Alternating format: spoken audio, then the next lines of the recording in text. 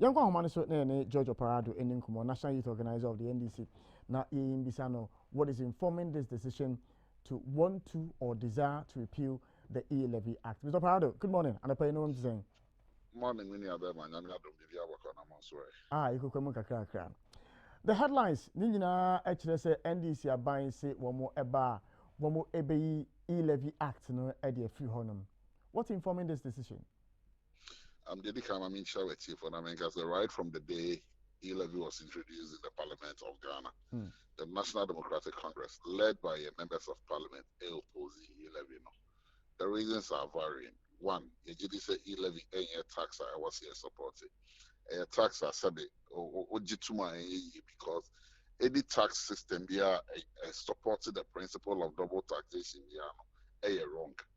The other issue is tax tax capital and also engine to say papa because under no circumstances should your capital be taxed.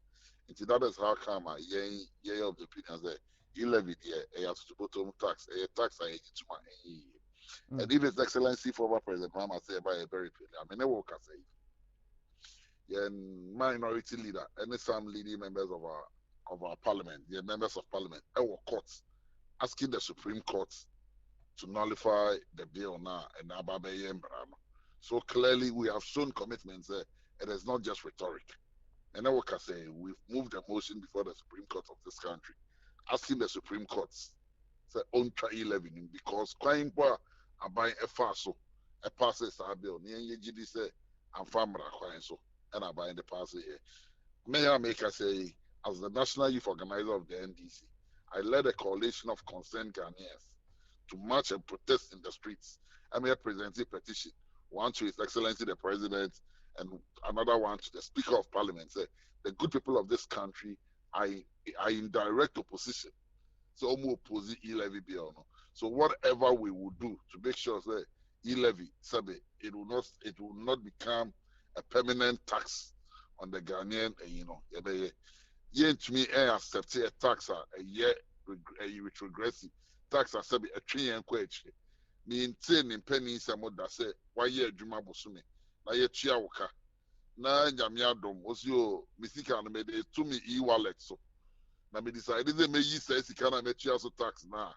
Anytime I meditate, they may use through electronic means or sign me 1.5%. Can I tax money in your pocket? Baby. So you don't tax profits. You tax profits, you don't tax capital. In terms of e-levy, it is a bad tax and we will continue to oppose it. May go back to the issue you just raised about withdrawal of your money from wallet. But stay on the minority leader.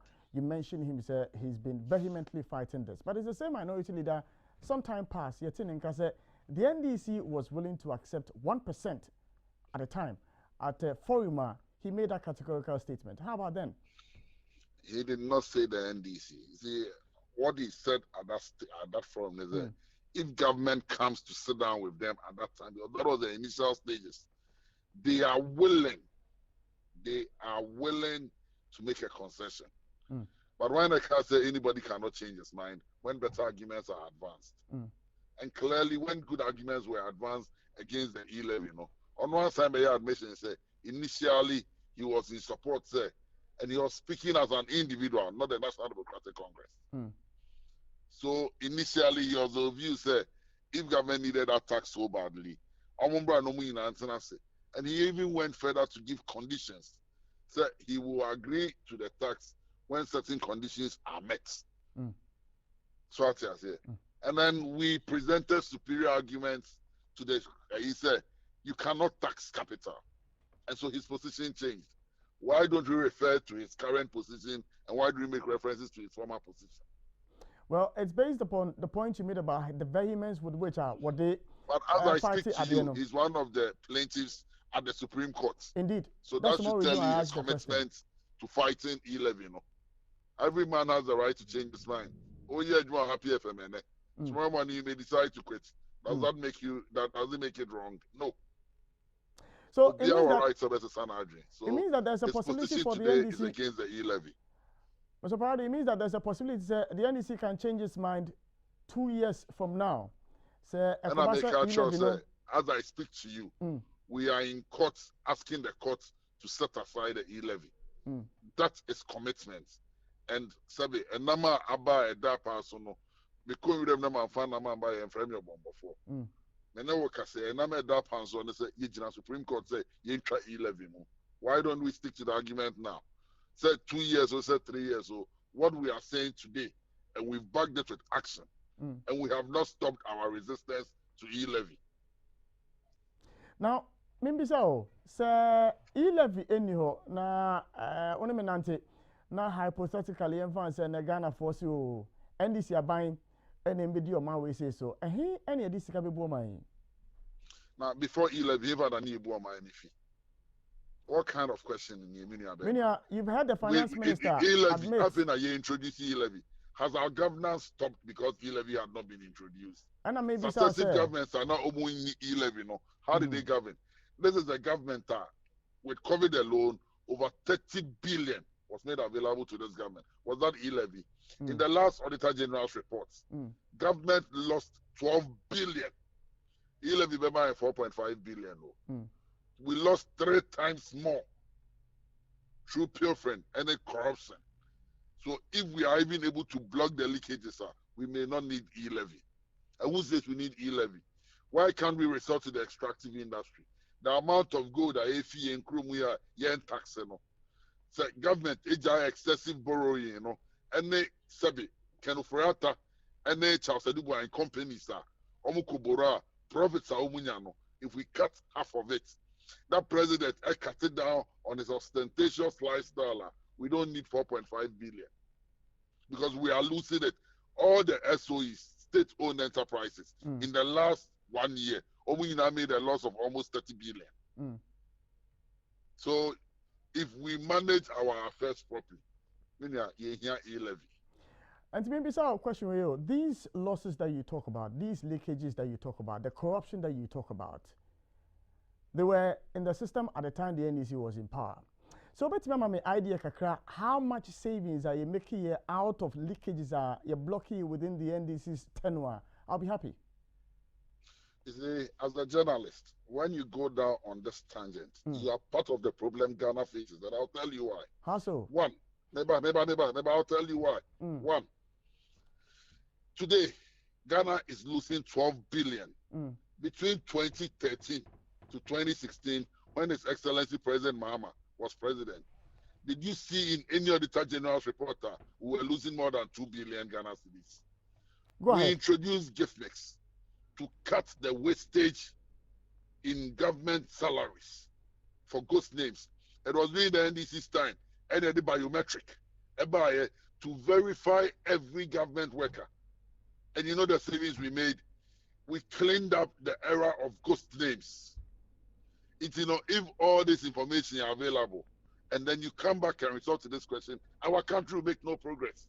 We will only make progress when we begin to hold the current system accountable.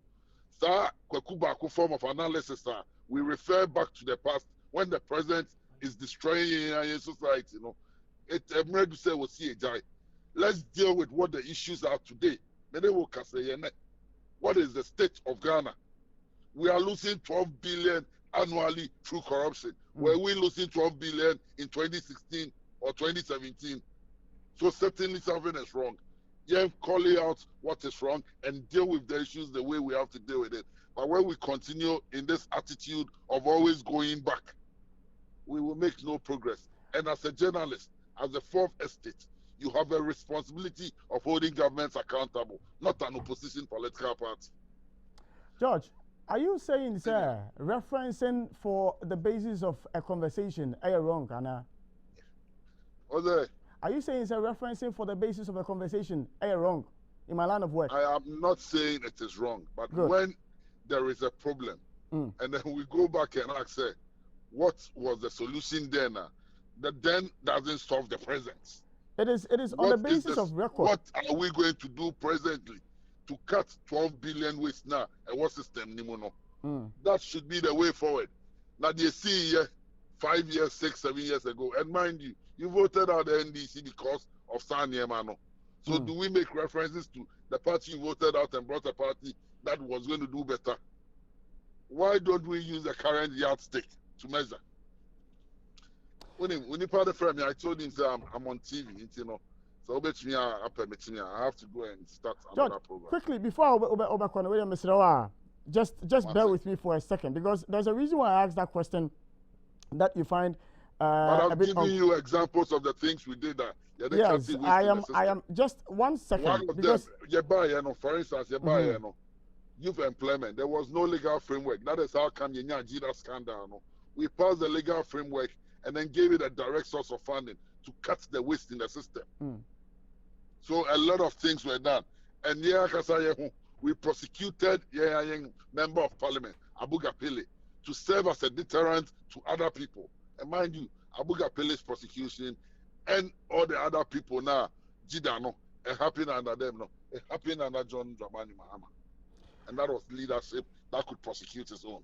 George, may I happy say time. I would want for us to have a one-on-one conversation on this conversation. Unfortunately, in 2 parts, tomorrow or the day after tomorrow.